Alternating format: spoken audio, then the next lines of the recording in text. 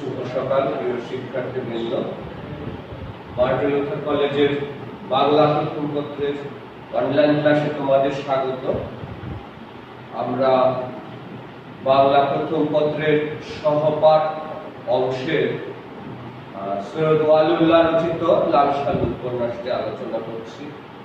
গতদিন আমরা যেখানে শেষ করেছিলাম যে মোহাম্মদনগর গ্রাম থেকে প্রায় 3 গ্রাম পরে আওয়ালপুরে ইউনিয়ন বোর্ডের প্রেসিডেন্ট মকদুদ খাঁর বাড়িতে বড় পীরের আগমন ঘটেছে। সেখানে হাজার হাজার মুরিদ সেখানে সমবেত হয়েছে, তার বয়ান শুনছে, তার কদমরুচি গ্রহণ করছে। এই পীরের আগমনের দরুন মসজিদের মাজার ব্যবসায় ধস নামে এবং মসজিদের অস্তিত্বের সংকটের মুখোমুখি হয়। মসজিদ চরম প্রতিরোধের মুখে, চ্যালেঞ্জের মুখে পড়ে।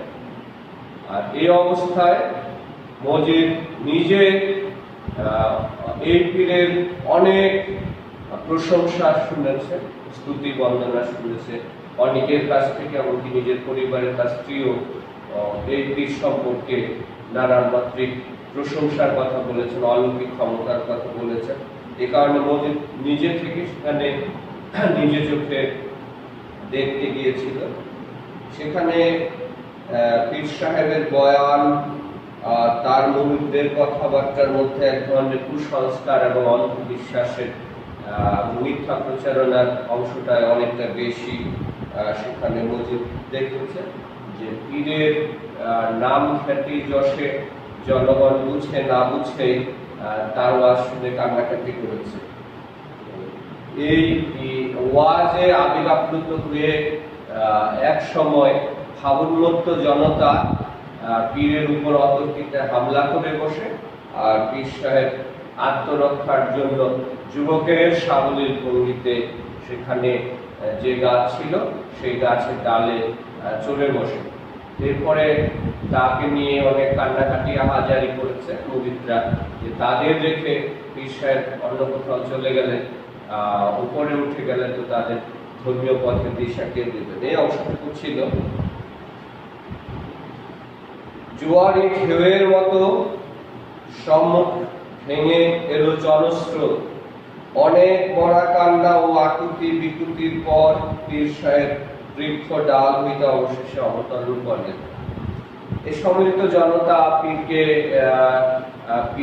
গাছ থেকে নামানোর জন্য অনেক কান্নাকাটি করলো, মরা কান্না করলো, আকুতি মিনতি অনুরোধ করলো, যার কারণে অবশেষে পীর সাহেব তাদের প্রতি দয়া পরবশ হলেন। তিনি অবশেষে মুরিদদের কল্যাণের কথা ভেবে তিনি আবার মাটিতে অবতরণ করলেন। বেলা তখন বেশ গড়িয়ে এসেছে, আর মাঠের ধারে গাছগুলোর ছায়া দীর্ঘতর হয়ে সে মাঠেরই বুক পর্যন্ত পৌঁছেছে। এমন সময় পীর সাহেবের নির্দেশে একজন হঠাৎ উঠে দাঁড়িয়ে বললে, ভাই সকল, আপনারা সব কাতারে দাঁড়াইয়া যান। কয়েক মুহূর্তের মধ্যে নামাজ শুরু হয়ে গেল। বেলা অনেকটা গড়িয়ে গেছে। এমন সময় পীর সাহেব হঠাৎ করে নামাজ পড়বেন এরকম একটা নির্দেশনা পেয়ে তার যারা শিষ্যরা ছিল, চেলা সাঙ্গপাঙ্গরা ছিল, তারা এই খবরটি দ্রুত ছড়িয়ে দিল যে ভাইরা, ভাই সব, আপনারা সবাই কাতারে কাতারে সারিবদ্ধভাবে দাঁড়িয়ে যান, এখনই নামাজ শুরু হবে। নামাজ কিছুটা অগ্রসর হয়েছে, এমন সময় হঠাৎ সারা মাঠটা যেন কেঁপে উঠল। শত শত নামাজরত মানুষের নীরবতার মধ্যে খেপা কুকুরের তীক্ষ্ণতায় নিঃসঙ্গ একটা গলা আর্তনাদ করে উঠল। সে কণ্ঠ মসজিদের। নামাজ কিছুটা এগিয়েছে, নামাজ পড়ছে সবাই। এরকম সময় আকস্মিক অতর্কিত একটা চিৎকারে যেন শত শত মানুষের মধ্যে, নীরব মানুষের মধ্যে, নামাজরত মানুষের মধ্যে একজন যেন কুকুরের চিৎকারের ঢেউটের মতো প্রচন্ড শব্দের তীক্ষ্ণতায় চিৎকার করে উঠলো, এবং এই কণ্ঠটা হচ্ছে মসজিদের।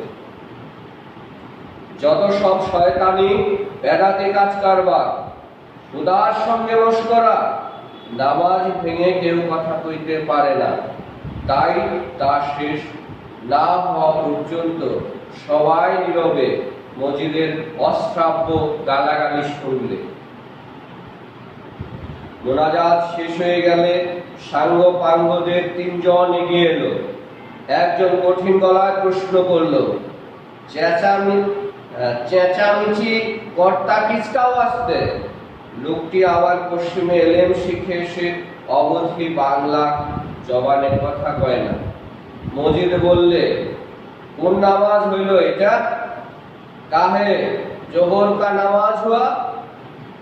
উত্তর শুনে আবার চিৎকার করে গালাগাল শুরু করলো মজিদ। বললে, এ কেমন বেশরিয়তি কারবার? আছরের সময় জোহরের নামাজ পড়া? সাঙ্গ পাঙ্গরা প্রথমে ভালোভাবেই বোঝাবার চেষ্টা করলো ব্যাপারটা। তারা বলল যে মসজিদ তো জানেই পীর সাহেবের হুকুম ব্যতীত জোহরের নামাজের সময় যেতে পারে না। পশ্চিম থেকে যে এলেম শিখে এসেছে সে বোঝানোর পন্থাটা প্রায় বৈজ্ঞানিক করে তোলে। সে বলে যে যেহেতু ভাদ্র মাস থেকে ছায়া আসলি এক এক কদম করে বেড়ে যায়, সেহেতু 2 কদমের উপর 2 লাঠি হিসেব করে চমৎকার জোহরের নামাজের সময় আছে।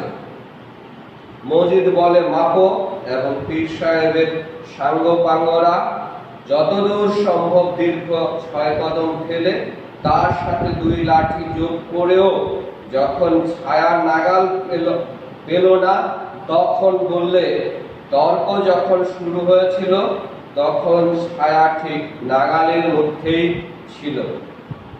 মজিদ যে বিষয়টি নিয়ে আসলে প্রতিবাদ করছে, তার প্রতিবাদের সারমর্ম সারবস্তু এই যে আসরের এই পীরের সমবেত জনতা পীরের নির্দেশে যখন নামাজ পড়লো, তখন আসলে জোহরের নামাজ পড়ার সময় অতিক্রান্ত হয়ে গেছে।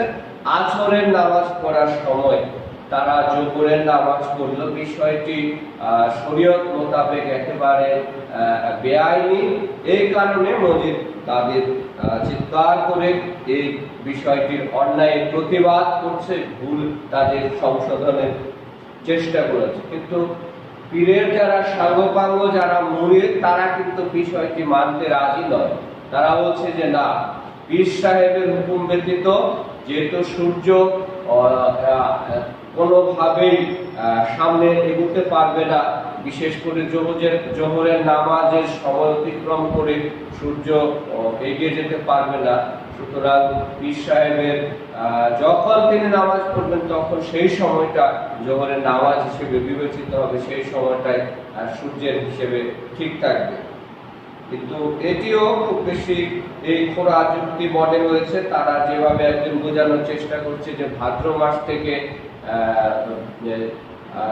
এই জোহরের সময় প্রায় 12টার পর থেকে সূর্যের যে ছায়া সেটি দীর্ঘতর হয় 2 কদম করে, এরকম নানাভাবে তাকে মসজিদকে বোঝানোর চেষ্টা করা হয়েছিল। মসজিদ তাদের চ্যালেঞ্জ গ্রহণ করেছিল এবং মেপে দেখা গেল যে সত্যি সত্যি মসজিদের ভাবনাটাই ঠিক, মসজিদের চিন্তাটাই ঠিক, যে তারা যখন জোহরের নামাজ পড়ছে সেটি আসলে ওই সময়টা আগে পার হয়ে যাচ্ছে, সেই সময় আসরের নামাজের সময় ছিল। এই কারণে তারা যখন হেরে যায় মসজিদের কাছে, তখন তারা আরো একটা মিথ্যা কথা বলবার চেষ্টা করে যে যখন তর্ক শুরু হয়েছিল তখন সূর্য ঠিকই জোহরের নামাজের আদায় করবার জন্য সেই সময়টা ছিল, সূর্য সেই পর্যন্তই ছিল। শুনে মজিদ উৎসিততম ভাবে মুখ বিকৃত করে, সঙ্গে সঙ্গে কয়েকবার মুখ খিস্তি করে বললে, কেন তখন তগপীর ধৈর্য রাখবার পারল না পুরুষটারে? তারপর সরে গিয়ে সে বজ্র কণ্ঠে ডাকলে, মহব্বতনগর যাইবেন কে কে? মহব্বতনগর গ্রামের লোকেরা এতক্ষণ বিমূঢ় হয়ে ব্যাপারটা দেখছিল। কারো কারো মনে ভয়ও হচ্ছিল, এই বুঝি পীর সাহেবের সাঙ্গপাঙ্গরা ঠেঙিয়ে দেয় মজিদকে।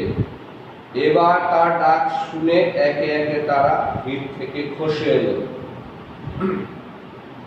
মজিদ মুখ বাঁকিয়ে তাদের কিছু গালাগাল দিয়ে খিস্তি করে তারপর খুব ব্যঙ্গ বিদ্রুপাত্মক ভঙ্গিতে বলল যে কেন?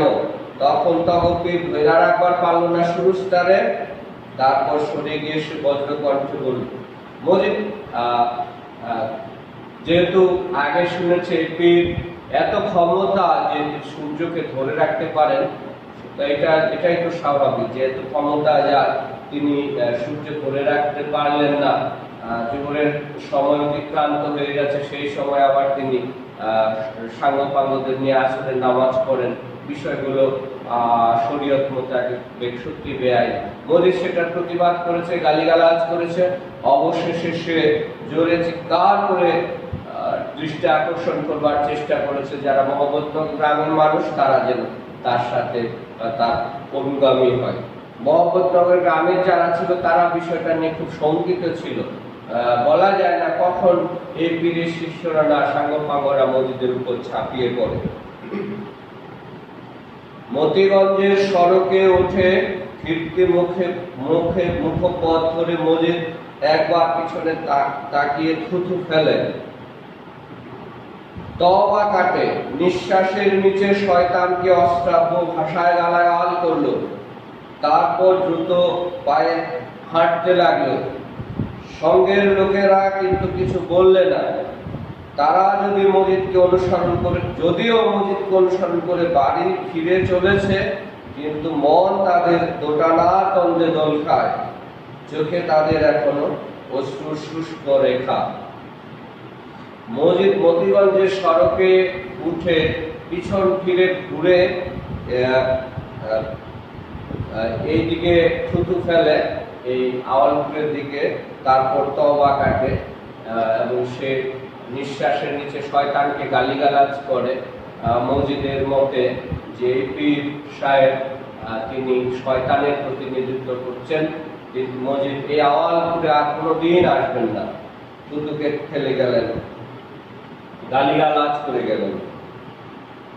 তার সাথে মহব্বতনগর গ্রামের লোকেরা সঙ্গ নিয়েছে ঠিকই, কিন্তু তাদের মনে দোদুল্যমান একটা অবস্থা, দোটানার একটা ভাব, দ্বন্দ্ব কাজ করছে। তারা যদিও মসজিদের সাথে আসছে, কিন্তু মন তাদের পড়ে আছে সেই বড় পীরের কাছে। সে রাত্রে ব্যাপারীকে নিয়ে একটা জরুরি বৈঠক বসলো। সবাই এসে জমলে মজিদ সকলের পানে কয়েকবার তাকালো। তার চোখ জ্বলছে একটা জ্বালাময়ী অথচ পবিত্র ক্রোধে। শয়তানকে ধ্বংস করে মূর্খ বিপথ চালিত মানুষদের রক্ষা করার কল্যাণকর বাসনায় সমস্ত সত্তা সমুজ্জ্বল হয়ে উঠেছে। সেই রাত্রে গ্রামের মাতব্বর খালেক ব্যাপারীকে নিয়ে মসজিদ একটা জরুরি বৈঠক বসলো। আর এই সমবেত জনতা যখন মসজিদের এই সভা আসলো, মসজিদ তাদের দিকে তাকালো। তার চোখটা আজকে উজ্জ্বল করছে এবং জ্বালাময়ী অথচ পবিত্র এক ধরনের ক্রোধ তার চোখের মধ্যে আছে।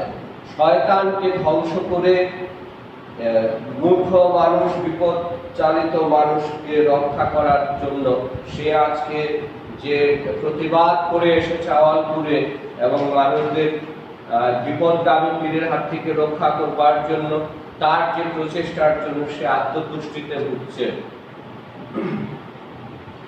মজিদ গুরু গম্ভীর কণ্ঠে সংক্ষেপে তার বক্তব্য পেশ করল। ভাই সকলে অবগত আছেন যে বেদাতি কোনো কিছু খোদা ও তাআলার অপ্রিয়, আর সেই থেকে সত্যিকার মানুষ যারা, তাদেরকে তিনি দূরে থাকতে বলেছেন। একথাও তারা জানে যে শয়তান মানুষকে প্রলুব্ধ করবার জন্য মনোমুগ্ধকর রূপ ধারণ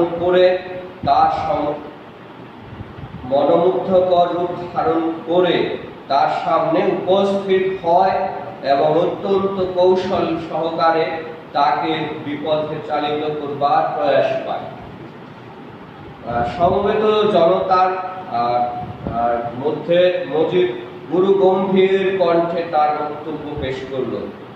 যে মজিদের বক্তব্যের সারমর্ম এই যে বেদাতি কাজ কারবার যেগুলো খোদা তাআলার অপ্রিয়, বেশরীয়তি বেদাতি কাজ কারবার, এগুলো খোদা তাআলার কাছে অপ্রিয়।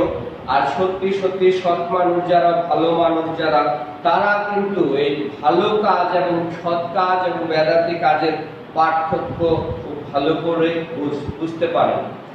আর ভালো মানুষরা এটাও জানে যে শয়তান তাদের সামনে বিভিন্ন সময় মনোমুগ্ধকর মনোরম রূপ নিয়ে, আকর্ষণীয় চেহারা বুলানো রূপ নিয়ে উপস্থিত হয়ে তাদের শয়তানি কাজ কারবার অত্যন্ত কৌশলে করে থাকে। অনেক সময় সাধারণ মানুষের পক্ষে এটা কঠিন হয়ে দাঁড়ায় এই শয়তানদের, ভণ্ডদের কাজ কারবারগুলো ধরে ফেলা বা ভণ্ডদের ভণ্ডামি ধরে ফেলা, এই মুখোশ উন্মোচন করা। শয়তানের সে রূপ যতই মনোমুগ্ধকর হোক না কেন, খোদার পথে যারা চলাচল করে তাদের পক্ষে সে মুখোশ চিনে ফেলতে বিন্দু মাত্র দেরি হয় না। তাছাড়া শয়তানের প্রচেষ্টা যত নিপুণই হোক না কেন, একটি দুর্বলতার জন্য তার সমস্ত কারসাজি ভণ্ডুল হয়ে যায়। তো শয়তানের কাজই হলো নানা কৌশল করে, নানা রকম আকর্ষণীয় মনোমুগ্ধকর রূপ নিয়ে মানুষকে প্রলুব্ধ করা, তার পথে চালিত করা এবং স্রষ্টা থেকে মানুষকে বিচ্ছিন্ন করে ফেলা। আর শয়তান যত নিপুণ কৌশলে এই কাজটি করুক না কেন, শয়তানেরও মাঝে মধ্যে ভুল হয়, মাঝে মধ্যে দু একটি দুর্বলতা থাকে। সেই দুর্বলতার কারণেই শয়তানিটা ধরা পড়ে যায় মানুষের কাছে। তার ইঙ্গিত তা হলো বেদাতি কাজ কারবারের প্রতি শয়তানের প্রচন্ড লোভ। এখানে কথা স্পষ্টভাবে বুঝতে হবে যে শয়তান যদি মানুষকে খোদার পথেই নিয়ে গেল, তাহলে তার শয়তানি রইল কোথায়? তো শয়তানের সবচেয়ে বড় বৈশিষ্ট্যই হচ্ছে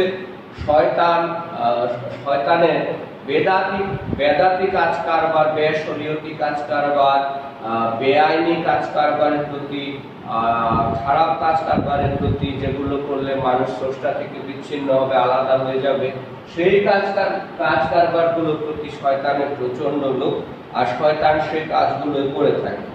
আর আরেকটা কথা, শয়তান যদি মানুষকে খোদার পথে নিয়ে যাবে, তাহলে শয়তানের কোথায় থাকলো?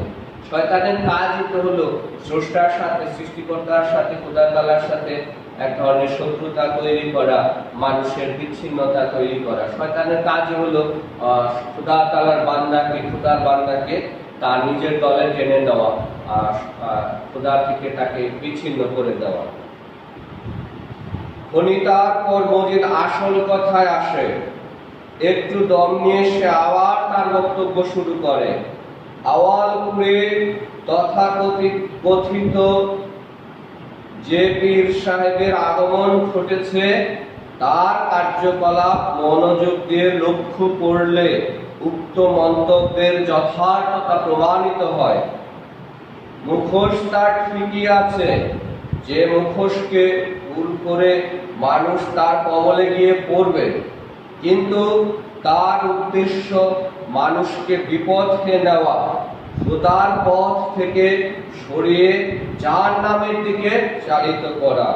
সে উদ্দেশ্যে তথাকথিত পীরটি কৌশলে চরিতার্থ করবার চেষ্টায় আছেন। 5 ওয়াক্ত নামাজের জন্য খোদা সময় নির্দিষ্ট করে দিয়েছেন, কিন্তু একটু ভুয়ো কথা বলে তিনি এতগুলো ভালো মানুষের নামাজ প্রতিদিন মাকরুহ করে দিচ্ছেন। তার চক্রান্তে কত মুসল্লি, ইমানদার মানুষ যারা জীবনে একটিবারও নামাজ কাজা করেননি, তারা খোদার কাছে গুনাহ করছেন। মজিদ এতক্ষণ তার যে বক্তব্য, তার ভাষণের সারমর্ম এটা যে আওয়ালপুরের যে ভণ্ড পীর সাহেব এসেছেন, তার কার্যকলাপ যদি পুঙ্খানুপুঙ্খভাবে বিশ্লেষণ করা যায়, খুব মনোযোগ দিয়ে লক্ষ্য করা যায়, তাহলে এই কথার সারমর্ম বুঝতে পারা যায় যে মুখোশ পরা এই মানুষটি ধর্মের কথা বলে, তার অলৌকিক ক্ষমতার কথা বলে হাজার হাজার মানুষকে ভুল পথে পরিচালিত করছেন এবং প্রতিদিন হাজার হাজার মানুষের নামাজ কাজা হচ্ছে, বিনষ্ট হচ্ছে এবং তারা খোদার কাছে পাপ করছে যে জোহরের সময় আসরের নামাজ পড়া, এরকম কিছু বেশরীয়তি কাজ কারবার তারা প্রতিনিয়তই পীরের চক্রান্তে, পীরের কবলে পড়ে এই সাধারণ ভালো মানুষরা পর্যন্ত এই গুনাহটি করছে, এই পাপটি করছে। এই পর্যন্ত বলে বিস্ময়াহত স্তব্ধ লোকগুলোর পানে মজিদ কতক্ষণ চেয়ে থাকে। তারপর আরো কয়েক মুহূর্ত নীরবে দাড়িতে হাত বুলায়। গলা কেশে এবার খালেক ব্যাপারী বৈঠকের পানে তাকিয়ে বাজ খায় গলায় প্রশ্ন করলো, শুনলেন তো ভাই সকল, সাব্যস্ত হলো অন্তত এ গ্রামের কোনো মানুষ পীর সাহেবের ত্রিসীমানায় ঘেঁষবে না। মজিদ তার বক্তব্যে লোকেরা বিস্মিত হয়েছে, অবাক হয়েছে এবং আরো কয়েক মুহূর্ত মজিদ নীরবে দাঁড়িয়ে থাকে এবং অবশেষে খালেক ব্যাপারীর মধ্য দিয়ে, খালেক ব্যাপারীকে মজিদ আগেই বলে রেখেছিল যে খালেক ব্যাপারীর মধ্য দিয়ে যেন সিদ্ধান্তটা আসে যে মোহাম্মদনগর গ্রামের আর কেউ আওয়ালপুরের সেই খণ্ড পীরের কাছে যাবে না, এই সিদ্ধান্তটি আসে এবং গ্রামের মাতব্বর খালেক ব্যাপারী তিনি এই সিদ্ধান্তটা, চূড়ান্ত একটা সিদ্ধান্ত জানিয়ে দেন গ্রামের সবাইকে। এরপর মোহাম্মদনগরের লোক আওয়ালপুরে একেবারে গেল না, একেবারে গেল যে না তা নয়, কিন্তু গেল অন্য মতলবে। পরদিন দুপুরে একদল যুবক মজিদকে না জানিয়ে একটা জেহাদি জোশে বলিয়ান হয়ে পীর সাহেবের সভায় গিয়ে উপস্থিত হলো এবং পরে তারা বড় সড়কটার উত্তর দিকে না গিয়ে গেল দক্ষিণ দিকের করিমগঞ্জে। করিমগঞ্জে একটি হাসপাতাল আছে। পরদিন যে ঘটনাটি ঘটল খুব বেশি ভালো বা সুখকর, আনন্দদায়ক, আনন্দময় কোনো ঘটনা ঘটেনি। মোহাম্মদনগর গ্রামের আগের দিন রাতের যে সিদ্ধান্ত ছিল সালিশি সভার সমবেত জনতার মাধ্যমে, খালেক ব্যাপারের মাধ্যমে মজিদ যে কথাটি তাদের বলেছিল, সেই কথা সেই মজিদের প্রতিবাদে উৎসাহিত হয়ে একদল যুবক মজিদকে না জানি অনেকটা জেহাদি ভঙ্গিতে সেই আওয়ালপুরে গিয়েছে পীর সাহেবের বেদাতি কাজ কারবারের প্রতিবাদ করতে গিয়ে। সেখানে গিয়ে অবশ্য তাদের এই অভিযান সফল হয়নি। বেচারারা সেই পীর সাহেবের সাঙ্গপাঙ্গদের হাতে যথেষ্ট উত্তম মধ্যম খেয়ে প্রচন্ড মারধরের শিকার হয়ে আহত হয়ে তাদের ঠিকানা হয়েছে মতিগঞ্জের সড়কের উত্তর দিকে মোহাম্মদনগর গ্রামে নয়, করিমগঞ্জের হাসপাতালে। অপরাহ্নে সংবাদ পেয়ে মজিদ ক্যানভাসের জুতো পরে ছাতি বগলে করিমগঞ্জ গেল। হাসপাতালে আহত ব্যক্তিদের পাশে বসে অনেকক্ষণ ধরে শয়তান ও খোদার কাজের তারতম্য আরো বিশদভাবে বুঝিয়ে বলল। বেহেশত ও দোজখের জলজান্ত বর্ণনাও করল কতক্ষণ। খবর পেয়ে বিকেলে, দুপুরে কিছুটা পরে বিকেলে মজিদ মোটা কাপড়ের ক্যানভাসের জুতো পরে ছাতি বগলে নিয়ে করিমগঞ্জের হাসপাতালে গিয়ে আহত ব্যক্তিদের কাছে গিয়ে শয়তান এবং খোদার কাজের যে বিশাল পার্থক্য রয়েছে, বৈশিষ্ট্যগুলো রয়েছে সেগুলো এবং বেহেশত দোজখের যে জলজান্ত বর্ণনা রয়েছে সেগুলো মজিদ তাদেরকে সেই বিষয়ে অনেকক্ষণ বয়ান দিল। কালু মিয়া গোড়ায়, চোখে তার বেদনার পানি। সে বলে, শয়তানের চেলারা তার মাথাটা ফাটিয়ে দুফাক করে দিয়েছে। মজিদ তাকিয়ে দেখে মস্ত ব্যান্ডেজ তার মাথায়। দেখে সে মাথা নাড়ে, দাড়িতে হাত বুলায়। তারপর দুনিয়া যে মস্ত বড় পরীক্ষা ক্ষেত্র তা মধুর সুললিত কণ্ঠে গুছিয়ে বলে। কালু মিয়া শুনে কি শুনে না কে জানে, এক খেয়ে সুরে ঘুমাতে থাকে। কালু মিয়ার অবস্থা খারাপ। যারা আহত হয়েছে, আহত গিয়ে তাদের মধ্যে বেচারা কালু মিয়া সেই খণ্ডপীরের সাঙ্গ পাঙ্গরা কিনা তার মাথাটা একেবারে ফাটিয়ে দুভাগ করে দিয়েছে। সুতরাং তার ইনজুরি যেটা, আঘাতটা, সেটা গুরুতর আহত হয়েছে। এবং মজিদ দেখে তার মাথায় মস্ত একটা ব্যান্ডেজ করা হয়েছে। আর সেটা দেখে মাথা নাড়ে, দাড়িতে হাত বুলায়। তারপর তাকে বুঝিয়ে বলে যে দুনিয়াটা মস্ত বড় একটা পরীক্ষার ক্ষেত্র। এখানে মানুষকে অনেক চ্যালেঞ্জের মুখোমুখি হতে হয়, বিপদের মুখোমুখি হতে হয়। ওর জীবনে অনেক দুঃখ কষ্ট আসে, দুর্দশা আসে, কিন্তু তবুও সেগুলোকে সহ্য করে, অতিক্রম করে, সেগুলোকে নিয়ে মানুষকে জীবন পথে এগিয়ে যেতে হয়।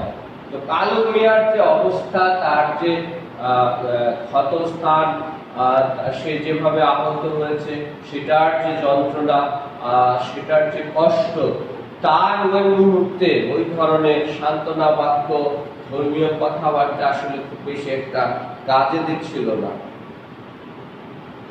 রাতে এশার নামাজ পড়ে বিদায় নিতে মজিদ হঠাৎ অন্তরে কেমন বিস্ময়কর ভাব বোধ করে।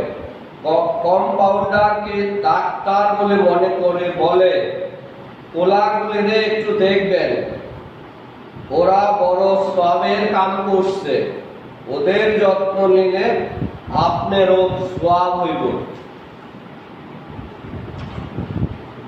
বেচারা মজিদ হাসপাতালের যে কম্পাউন্ডার, তাকেই ডাক্তার মনে করে তার দৃষ্টি আকর্ষণ করে তার যে একটা অনুরোধ আছে সেটা বলবার চেষ্টা করেছে যে এই যে লোকগুলো হাসপাতালে ভর্তি আছে আহত হয়ে, তাদের যেন খুব যত্ন আত্তি করা হয়, দেখভাল করা হয়।